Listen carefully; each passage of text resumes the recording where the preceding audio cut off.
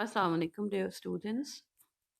Because I've been teaching for some 5 years now, I have realized कि students जिस चीज़ के साथ सबसे ज़्यादा struggle करते हैं वो है डाटा। एक तो उन्हें डाटा नहीं मिलता, डाटा मिल जाए तो उन्हें समझ नहीं आता कि ये डाटा credible है, reliable है या नहीं है, और फिर उन्हें जैसा भी डाटा मिलता है वो उसी के ऊपर अपना पूरा का पूरा एस्से जो है वो बेस कर लेते हैं। अगर आपको सही डाटा मिल जाए तो आपका एस्से राइटिंग की जो जॉब है वो बहुत आसान हो जाएगी। You just have to rephrase the given ideas into your own words, और आपको अपना ऐसे क्रिएट करना है उन आइडियाज़ की लाइट में। So here are my notes for you to help you out. और ऐसे आपको खुद लिखना पड़ेगा, लेकिन अच्छी चीज़ पढ़ लेंगे तो आप CSS का इम्तहान दें, PCS, PMS, कोई भी इम्तहान दें, इवन 17वें ग्रेड का, 18वें का, 16वें का, जो भी इम्तहान आप देंगे, एक दफ़ा अगर आपने सही जगह से पढ़ लिया तो that is going to help you out. हमारे पास education is a very important topic. आप ये देखें कि 2019 के टॉपिक पेपर के अंदर उसने 2 टॉपिक्स दिए एजुकेशन के ऊपर आपको स्ट्रेट। उसने कहा कि classrooms decide the future of a nation, और democracy and illiteracy do not go together. तो इलिटरेसी क्या है? Absence of literacy. और लिटरेसी क्या है? एजुकेशन। दोनों टॉपिक्स एजुकेशन के ऊपर थे। आप तीसरा टॉपिक देखें, let there be light in the places of worship. तो लाइट जो है that is a metaphor for education. तो रोशनी जो होती है ना वो अवेयरनेस की नहीं होती, रोशनी एजुकेशन की होती है, तालीम की होती है। नूर, जिसकी हम नूर की बात करते हैं। So let they B light in the places of worship जो है वो है इंटर रिलीजियस फेथ। लेकिन वो इंटर रिलीजियस फेथ तभी आएगा जब हम रोशनी लेके जाएंगे और रिलीजियस प्लेस को एक्सप्लोर करेंगे, उसके बारे में पढ़ेंगे, एजुकेट करेंगे। ठीक है। Education is very important. आप किसी भी टॉपिक की बात करें तो एजुकेशन निकल आता है। जेंडर में भी हम राइट टू एजुकेशन की बात करते हैं, माइनॉरिटीज़ में भी हम बात करते हैं कि उन्हें अगर आपने इकोनॉमिक प्रॉस्पेरिटी देनी है तो उनको एजुकेशन की जो फैसिलिटीज़ हैं वो भी मिलनी चाहिए, ताकि वो अपना इकोनॉमिक कंट्रीब्यूशन जो है वो इकोनॉमी में प्ले कर सकें और अपने भी हालात बेहतर कर सकें और मुल्क के लिए भी बेहतर जो है वो एक किरदार अदा कर सकें। मैंने कुछ अरसे के अंदर अपनी सिलेक्टेड जो रीडिंग्स हैं वो निकाली हैं। क्योंकि मैं खुद भी पढ़ती हूँ तो ज़ाहिर बात है कि पढ़ाने का कोई फ़ायदा नहीं है अगर मैंने खुद नहीं पढ़ना। तो जब मैं खुद पढ़ती हूँ और कोई चीज़ ढूँढती हूँ तो एक तो मैंने उसको इकट्ठा कर लिया, सेव कर लिया। दूसरा ये कि मैंने उसमें से सब निकाले, क्योंकि मैं आपको अगर 15 चीज़ें पढ़ने के लिए दे दूँगी, अब ये डॉक्यूमेंट 21 वर्ड्स का पेजेस का है। अगर मैं आपको कोई चीज़ पढ़ने के लिए दे दूँगी तो ये हो ही नहीं सकता कि आप सारा कुछ पढ़ लें। इस वजह से नहीं होगा बिकॉज़ कुछ लोग आप में से विलिंग नहीं होंगे और बाकियों के पास टाइम नहीं होगा। तो आप उसमें से देख रहे होंगे कि वो चीज़ पढ़ लें जो कि बहुत अच्छी है या बहुत रेलेवेंट है। तो मैंने क्या किया कि जिन चीज़ों को मैंने इकट्ठा किया है, उनको मैंने एक ही फ़ाइल के अंदर कंपाइल कर दिया, ताकि आप उसी एक फ़ाइल में से जितना इम्पोर्टेंट पोर्शन है वो पढ़ लें। अगर आप रसल का एस्से पढ़ेंगे एजुकेशन तो it is going to take a lot of time, लेकिन by the end of it you won't be able to understand everything. तो मैंने आपको वो एक पैराग्राफ पढ़ दिया दे दिया है जो कि आपके लिए पढ़ना ज़रूरी है। जिसे आप पढ़ लेंगे तो आपकी ज़िंदगी आसान हो जाएगी, आपके लिए रसल को कोट करना भी आसान होगा और आपको समझ आ जाएगी कि उसने अपने एस्से के अंदर क्या बात की है। ठीक है। तो ये सिलेक्टेड रीडिंग्स अच्छी हैं। इनके अंदर आपको डेफिनेशन भी मिलेगी, आपको व्हेन एंड वेयर जो है वो भी मिल जाएगा। इसके अंदर आपको बेसिक कॉन्सेप्ट मिलेगा कि अगर आपको एजुकेशन का एस्से आ गया तो आपने उसे कहाँ पे जाके जोड़ना है। ठीक है। तो आपका जो बेसिक कॉन्सेप्ट है आपको वो मिल जाएगा। व्हाई एंड हाउ आपको इसमें से मिल सकता है। तो ये डिपेंड करता है कि टॉपिक कौन सा आया है। ठीक है। आप उसके मुताबिक यही सारी इन्फॉर्मेशन आपको हेल्प आउट करेगी। इसे बहुत अच्छे तरीके से पढ़ लीजिएगा। और ये जो मेरी ब्रेनस्टॉर्मिंग एजुकेशन की है, ये वाला जो सिलेक्टेड रीडिंग है, इसके ऊपर मैंने आउटलाइन भी बनाई हुई है। तो ये जो मैं मटेरियल आपके साथ अब इस वीडियो में शेयर करने लगी हूँ, इसकी आपको आउटलाइन भी मिल जाएगी।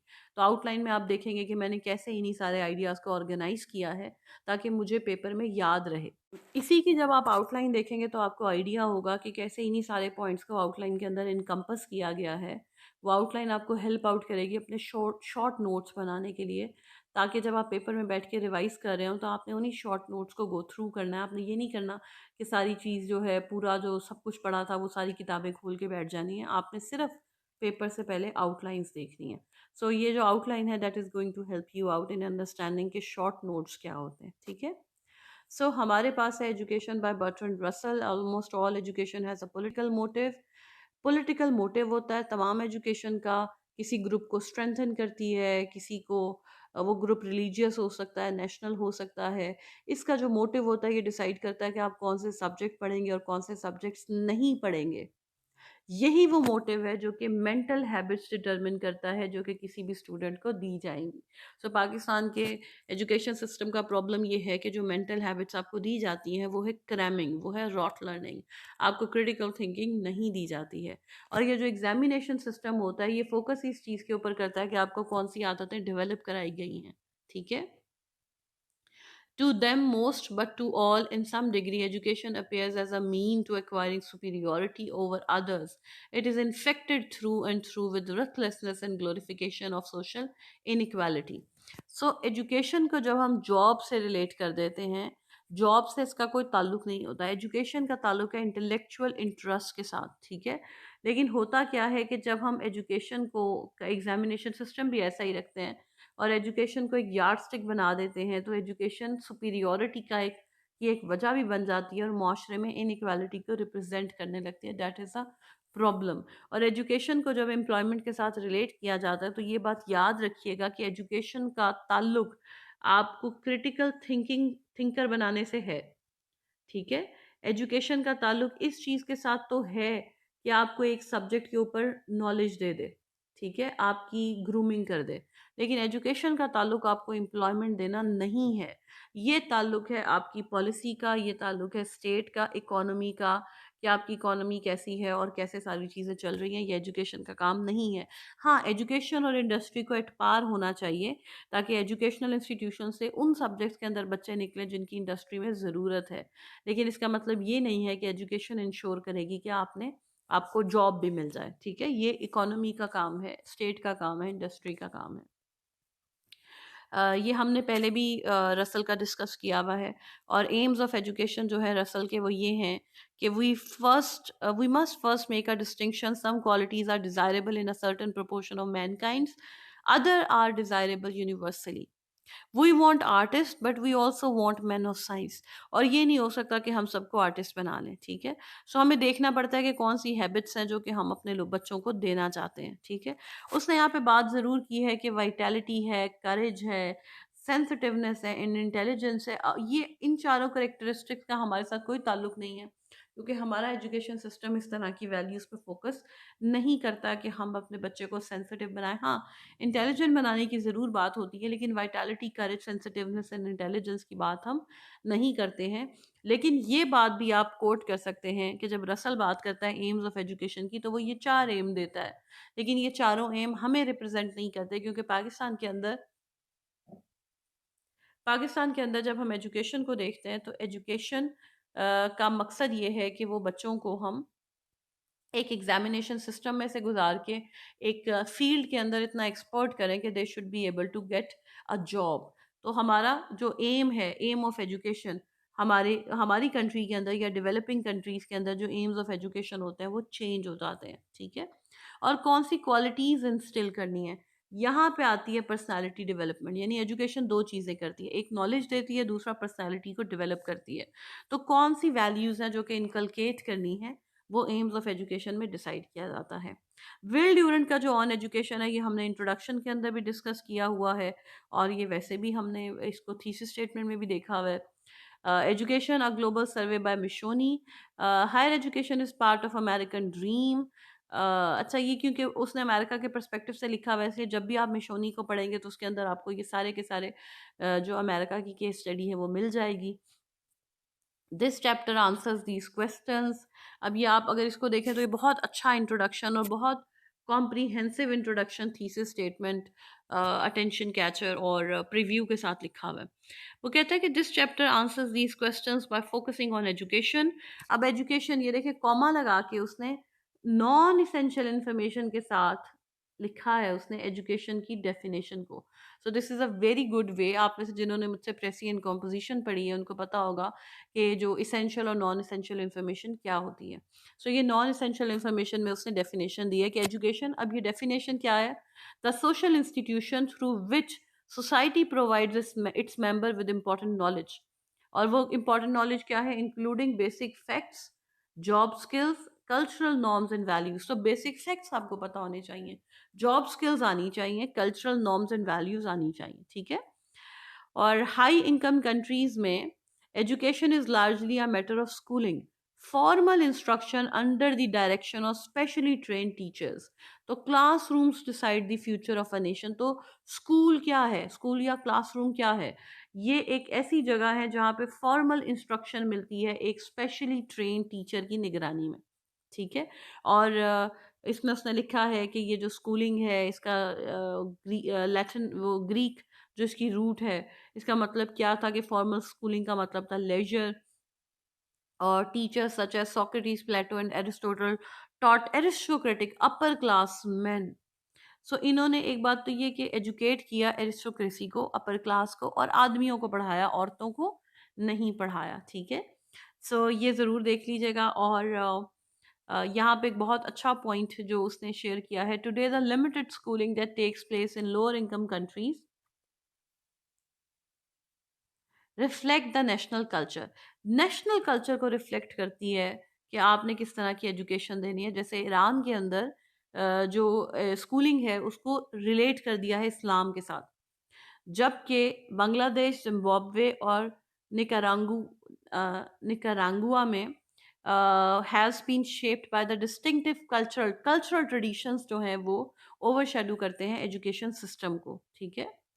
ये वाला पॉइंट है जो कि आपको ध्यान देना है, जिसके ऊपर जब हम बात करते हैं डेमोक्रेसी और इलिटरेसी की। All lower income countries have one trait in common. एक तो उसने कहा था कि लोअर इनकम कंट्रीज जो हैं उनके अंदर उनका जो नेशनल कल्चर है वो रिफ्लेक्ट होता है, ठीक है। दूसरी बात क्या है कि ऑल लोअर इनकम कंट्रीज में एक चीज कॉमन है स्कूलिंग को लेके, there is not much of it. यानी एक्सेस टू इंफॉर्मेशन है, क्वालिटी की तो हम बात ही नहीं करें, क्वांटिटी ऑफ जो एजुकेशन है वो भी इतनी नहीं है कि सबको एजुकेशन मिल सके, ठीक है। और फिर क्या होता है कि दुनिया में as a result 1/6 of the world people can not read and write, ठीक है। So this is a problem कि एजुकेशन काफ़ी नहीं है। फिर उसने यहाँ पे हमें जापान की एग्जांपल दी है। फिर सॉरी यहाँ पे नहीं दी, ये नीचे वाला पैराग्राफ है। हमारे पास जापान की मिसाल है, हमारे पास केस स्टडी है। यहाँ पे मिडल एजेस के अंदर ब्रिटिश एजुकेशन सिस्टम की है, जो कि मिडल एजेस के अंदर बनना शुरू हुआ था। और ब्रिटेन के स्कूल्स आ गए, फिर यूनाइटेड स्टेट्स के स्कूल आ गए। सो ये सारी जो केस स्टडीज़ हैं आप इनको यूज़ कर सकते हैं किसी भी ऐसे के अंदर। जब हम डॉक्टर शशि थरूर के आर्टिकल की बात करते हैं education in the English language, तो वो कहते हैं कि Britain provided India with the necessary tools for independence. The idea of a modern democracy, of a self governed country with a constitution and guarantee of civil rights, was brought to India by Indians educated abroad, with the most famous example being Barrister Mohandas Karamchand Gandhi. अब ये हम गांधी की मिसाल नहीं देंगे, लेकिन जाहिर बात है कि जो एजुकेटेड इंडियंस थे जो कि बाहर से पढ़ के आए थे, उनकी वजह से जो डेमोक्रेटिक कल्चर है वो इस्टेब्लिश हुआ। Not to forget the English language without which pan Indian protest and letter communication and culture is simply unimaginable. ये बात कुछ हद तक ठीक भी है, लैंग्वेज की जो भी लैंग्वेज की वजह से जो चेंजेस भी आई, लेकिन लैंग्वेज की वजह से डिफ़िकल्टीज भी फेस करनी पड़ी।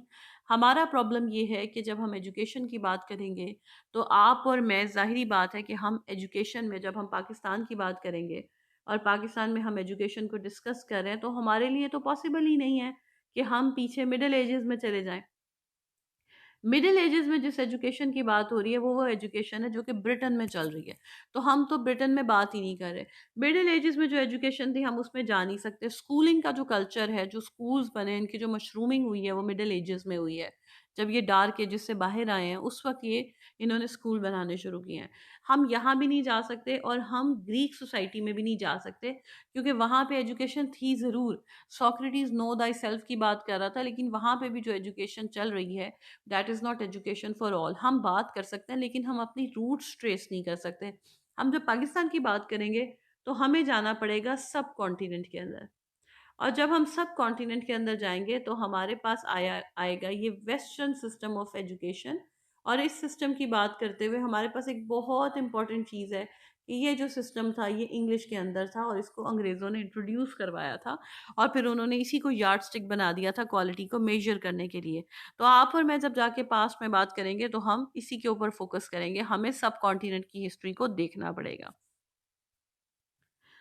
ये शशि थरूर का जो एक्सर्प्ट है इसको ज़रूर पढ़िएगा। इसके अंदर आपको डाटा मिलेगा, लिटरेसी रेट क्या था, ये तो ख़ैर पूरा का पूरा नहीं है, this is just an excerpt. आप पूरा पढ़ेंगे तो आपको पता चलेगा कि अंग्रेज़ों के आने से पहले हमारी कौन-सी यूनिवर्सिटीज़ थीं, उनमें कौन-सी ओरिएंटल लैंग्वेजेज़ थी जिन पे काम हो रहा था, हम कितने बैकवर्ड थे या बैकवर्ड नहीं थे, तो वो आपको ये पढ़कर अंदाज़ा होगा। So there was one unintended benefit of the British approach to Indian education. ये this is the last paragraph जो मैं पढ़ रही हूँ। Since educating Indians were not a major British priority, it did not attract eminent Britons, and from early in the 20th century, academia became the one available avenue for Indian advancement, with very few exceptions. The vice chancellors of the main public universities after the 1890s were Indians, though inevitably most were staunch defenders of British imperial rule, क्योंकि जाहिरी बात है कि education priority नहीं थी British राज की, तो उन्होंने बाहर से कोई इतने ज़्यादा लोग लाके बुलाए भी नहीं। और हम बहुत सारी जगहों के ऊपर देखते हैं कि जो लोकल पढ़े लिखे लोग थे उन्हें बाहर भेजा गया, वो एजुकेशन हासिल करके आए और उन्होंने ही होल्ड किया बड़ी बड़ी प्रोमिनेंट पोजीशंस को, ठीक है। और अगर आप इससे ऊपर देखें तो आपको और इसी वजह से हमारे यहाँ जो एकेडमिया था वो इस्टेब्लिश हो गया और उसमें लोकल्स ने ग्रो किया। The responsibility of the British for India's literacy illiteracy seems to be beyond question। ये वाला पैराग्राफ भी लाजमी पढ़िएगा कि how far we can accuse British Raj for the illiteracy that we have today। और ये डॉक्टर शशि थरूर का इसमें थीसिस ये है कि इंग्लिश जो है that was indeliberate gift of the British to the people of India. और एक बहुत बड़ा मिनट है जिसने हेल्प आउट किया है सब कॉन्टिनेंट के लोगों को। मैकॉले के minutes on education, if you ever wonder कि उसने कौन सी बातें की थी, तो these points are very important. जब वो लैंग्वेज की बात करता है, यही वो जो मैकॉले के मिनट्स ऑन एजुकेशन है, this is that colonial mindset जो कि अब में पाकिस्तान में प्रेवलेंट नज़र आता है। एक तरफ हमारे पास डॉक्टर शशि थरूर हैं। शशि थरूर को हम स्किप भी कर सकते हैं because he is an Indian. Since doctor Shashi Tharoor is my personal favourite, तो मैं उनको सब कॉन्टिनेंट वाली, और सिर्फ मेरे पर्सनल फेवरेट नहीं है, he is uploaded across the world कि वो सब कॉन्टिनेंट के अंदर कॉलोनियलिज्म को उन्होंने बहुत अच्छे तरीके से इवेल्युएट किया है। अगर आप उनको कोट करते हैं तो दैट इज़ गुड, लेकिन अगर आप कोट नहीं करना चाहते इवन दैट इज़ फाइन। के अजीज़ को आपने लाजमी कोट करना है, और के अजीज़ भी रूट्स ट्रेस करते हैं एजुकेशन की। के अजीज़ ने द कल्चरल फैक्टर के अंदर कुछ चीज़ों को इवेल्युएट किया जिसमें रिलीजन है, फ़िलासफ़ी है, आर्ट्स है और लिटरेचर है और एजुकेशन है। शायद एक आधा कोई और पॉइंट भी होगा। This is chapter number 5 from the making of Pakistan.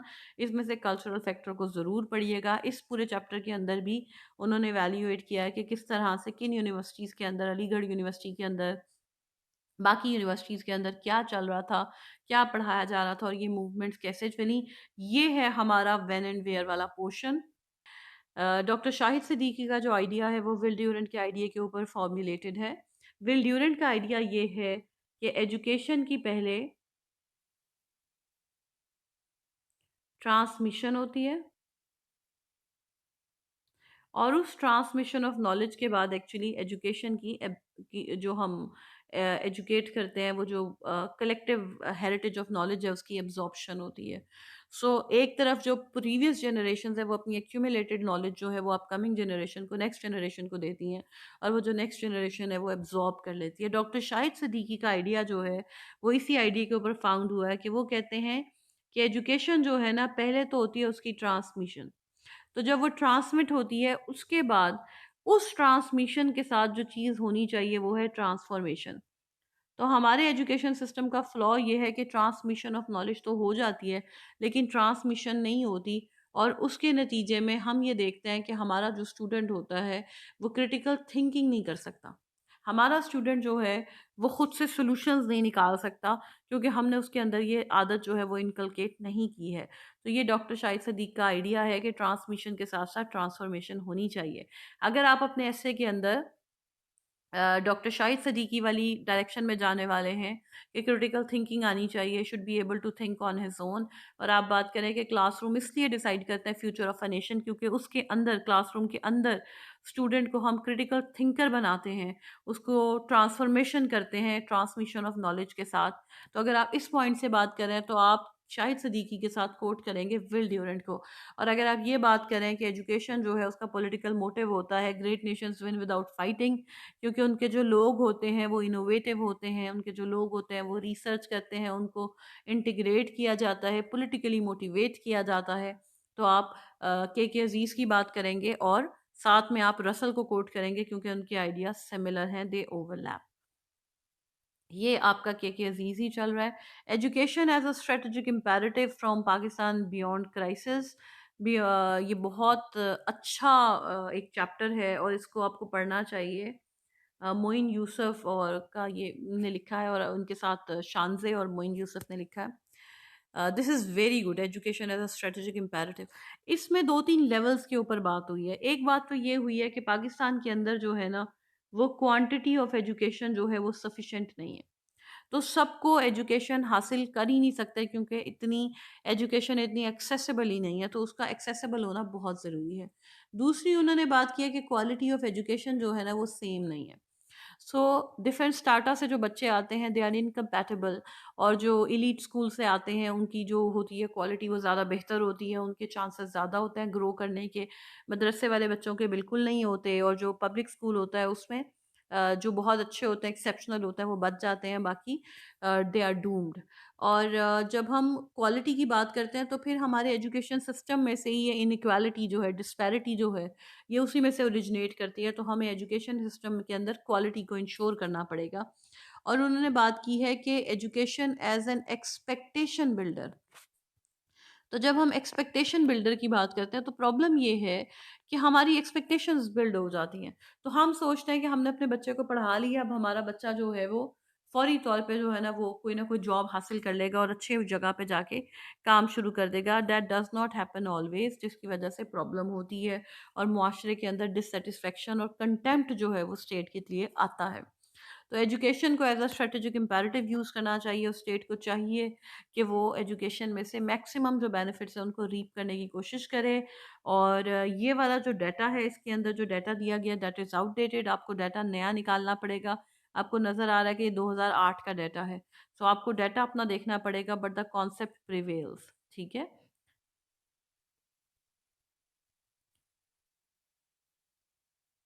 Next page पे चलते हैं। इसको पूरा चैप्टर ही आपको पढ़ना चाहिए, और उसमें से एक्सर्प्ट है जो कि आप उसको देख सकते हैं।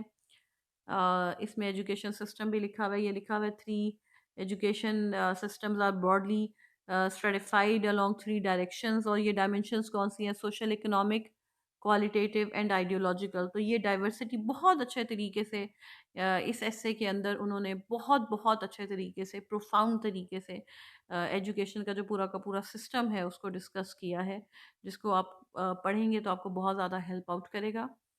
और वोकेशनल ट्रेनिंग की बात होती है पाकिस्तान में, जब भी हम बात करते हैं कि लोगों को डेवलप करना है तो फिर वोकेशनल ट्रेनिंग की बात होती है। वोकेशनल ट्रेनिंग को देख लीजिएगा कि वोकेशनल ट्रेनिंग है क्या, क्योंकि हमें टेक्निकल एंड वोकेशनल ट्रेनिंग का पता ही नहीं है कि ये क्या होती है। इकोनॉमिक सर्वे ऑफ पाकिस्तान जो है उसके अंदर आपको सारा का सारा डाटा मिल जाएगा, और इसके अंदर भी मैंने इकोनॉमिक सर्वे ऑफ पाकिस्तान के वो रेलिवेंट जो मटीरियल है उसको शामिल किया है। Why can't Pakistani children read के अंदर एक बहुत बड़ा मसला ये है कि पाकिस्तानी चिल्ड्रन इस वजह से पढ़ नहीं सकते क्योंकि हम जिस ज़बान में उनको पढ़ाते हैं वो ज़बान उनकी लैंग्वेज नहीं है, और वो लैंग्वेज जो है उसके साथ वो स्ट्रगल करते हैं। हमारे पास ये जो है ये विल्सन सेंटर की रिसर्च है। विल्सन सेंटर की रिसर्च बहुत अच्छी होती है, और उनके अक्सर हमें रेफरेंसेस मिलते रहते हैं। इसको आप एक दफ़ा देख लीजिएगा ताकि आपको पता हो कि क्यों नहीं बच्चे जो है वो पढ़ पाते। This was the part about which I was talking, economic survey of Pakistan के अंदर डाटा बहुत अच्छा दिया गया है। इसको आपने बहुत अच्छी तरह करना है। आपको पता होना चाहिए कि सस्टेनेबल डेवलपमेंट गोल के अंदर जब हम पाकिस्तान की बात कर रहे हैं, अभी आप ये देखें कि एजुकेशन और डेमोक्रेसी दोनों बहुत इंपॉर्टेंट है। डेमोक्रेसी इसलिए इम्पॉर्टेंट है क्योंकि ये एक बेसिक ह्यूमन राइट है, और हम डेमोक्रेसी की बात करते हैं तो फंडामेंटल राइट्स को मीट करता है। लेकिन जब हम एजुकेशन की बात करते हैं तो एजुकेशन डेमोक्रेसी से भी ज़्यादा इंपॉर्टेंट हो जाता है। क्यों? क्योंकि ये ह्यूमन डेवलपमेंट इंडेक्स में भी पाया जाता है और सस्टेनेबल डेवलपमेंट गोल्स में भी पाया जाता है। ये गोल नंबर 4 है सस्टेनेबल डेवलपमेंट गोल्स में, और ह्यूमन डेवलपमेंट इंडेक्स में ये पहले नंबर पे आता है। इसके बगैर ह्यूमन डेवलपमेंट हो ही नहीं सकती।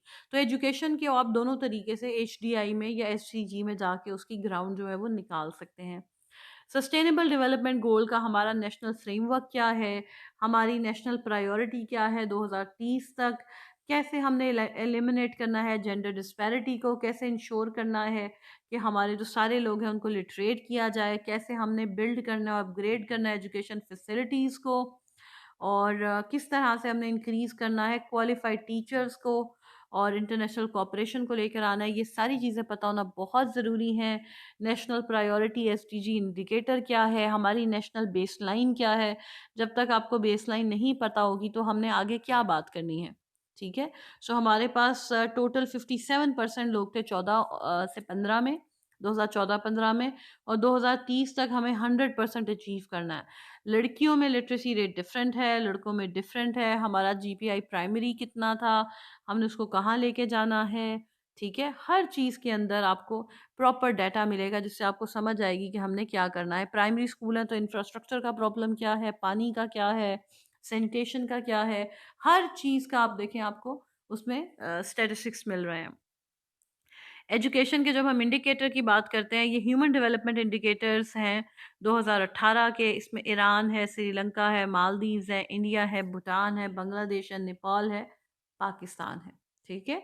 लिटरेसी रेट जो है वो हमारा कितना है? अच्छा, 57% है, इसमें औरतों का कितना है और आदमियों का कितना है? तो आप ये देखें कि आदमी 79.8% लिटरेट हैं, ठीक है, जबकि औरतें जो हैं वो 65.5% लिटरेट, उनमें लिटरेसी रेट पाया जा रहा है, और 2006 से 2016 तक की बात हो रही है, ठीक है। Population with some secondary education, अच्छा, जिन्होंने जो सिर्फ लिटरेट नहीं है बल्कि उन्होंने कोई सेकेंडरी एजुकेशन भी हासिल की हुई है, वो कितने हैं हमारे पास? 37.3%, सिर्फ 37.3%, ठीक है।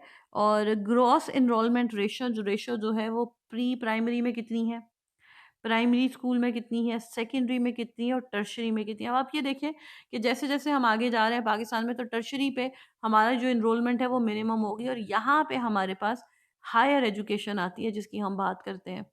जब हम राइट टू एजुकेशन की बात करते हैं तो वैसे तो दुनिया में 16 साल जो एजुकेशन है वो फ्री है, और वो राइट टू एजुकेशन में आता है, ठीक है।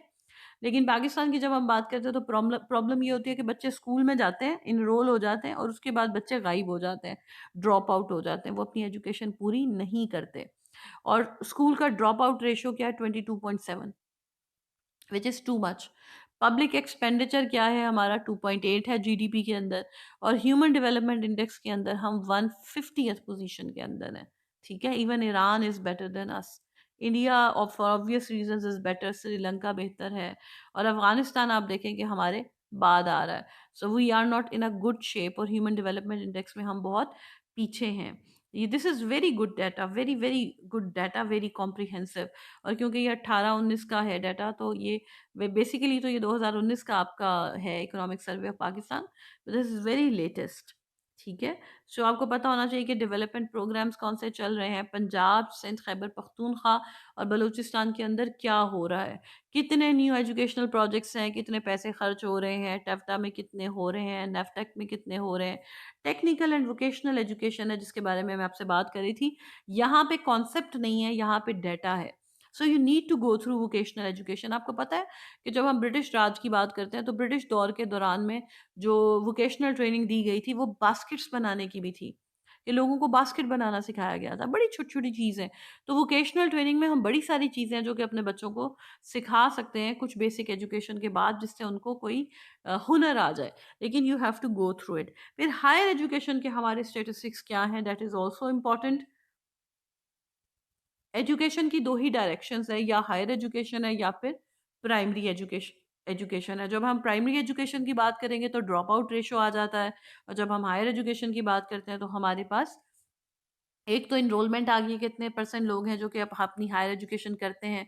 उसके बाद हमारे पास रिसर्च आ जाती है, हमारे पास क्वालिटी इन्हांसमेंट सेल आ जाता है, हमारे पास रजिस्टर्ड इदारे आ जाते हैं कि जो इदारे हायर एजुकेशन करा रहे हैं, क्या वो रजिस्टर्ड भी हैं या नहीं है।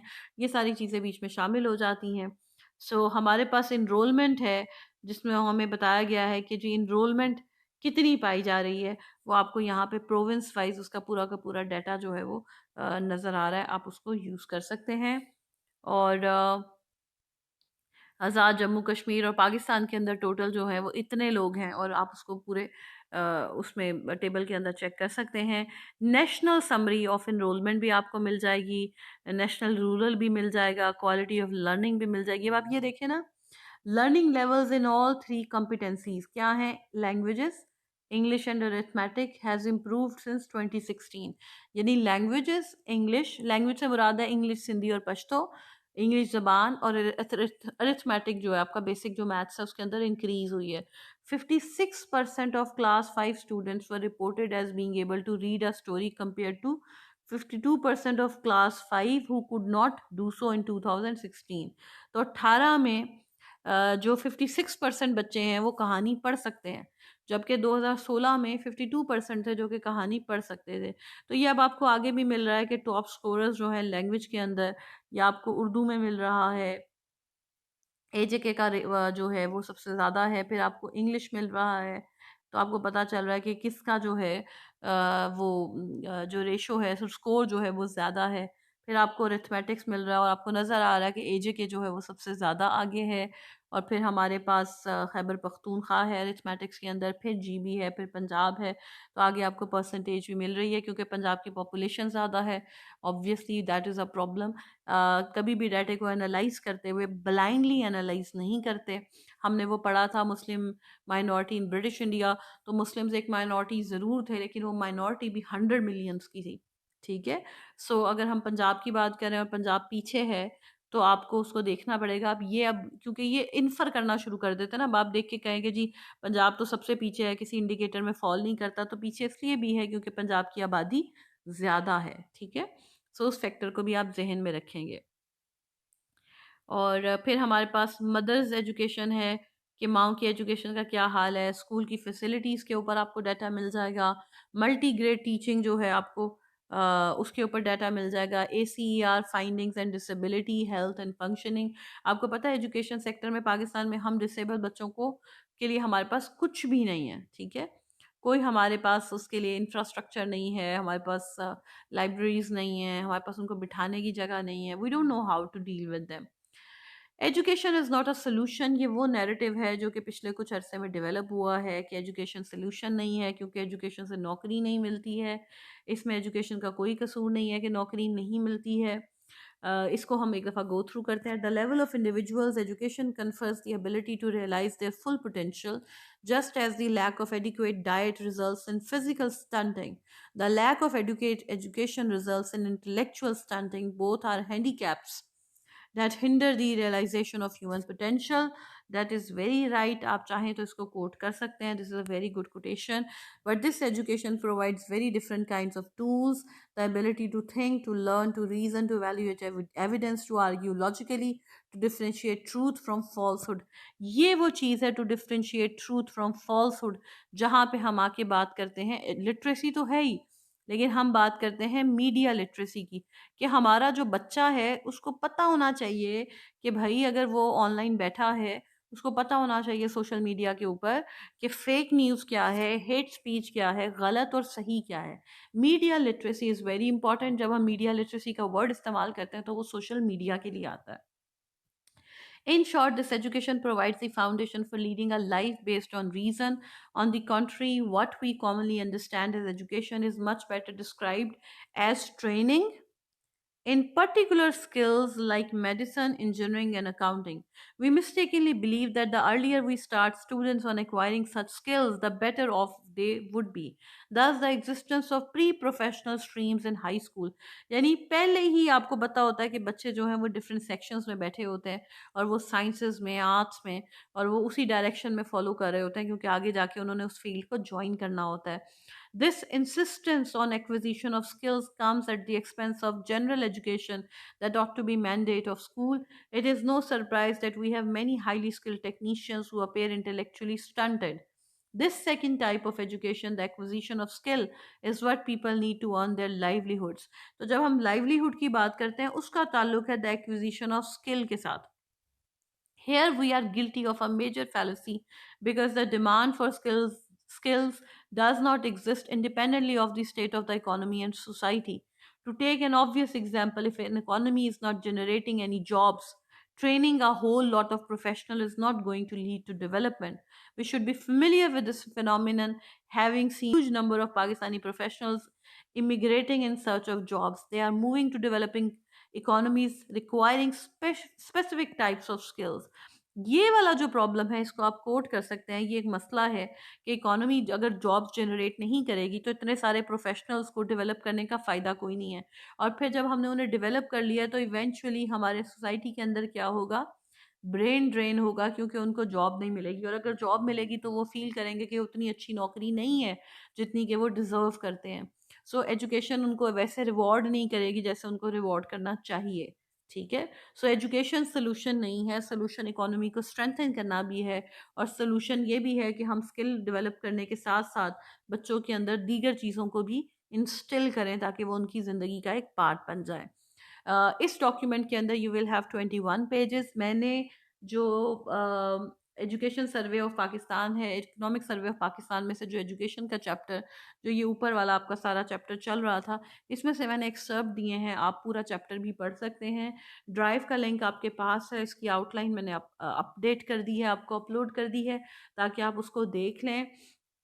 The data that I have shared with you, the outlines that I have made, the brainstorming that we are going through is very rigorous, and it is based on what I have learned in all these years. I hope कि आप इससे maximum benefit उठाएंगे और सिर्फ ये पढ़ेंगे नहीं बल्कि अपनी राइटिंग प्रैक्टिस करेंगे। आप जितनी ज़्यादा प्रैक्टिस करेंगे उतना ही आपके अंदर ये एबिलिटी आएगी कि आप अपने आप को बेहतर तौर पे एक्सप्रेस कर सकते हैं पेपर के अंदर। I wish you best of luck for the preparation of exams. I'll talk to you in another video.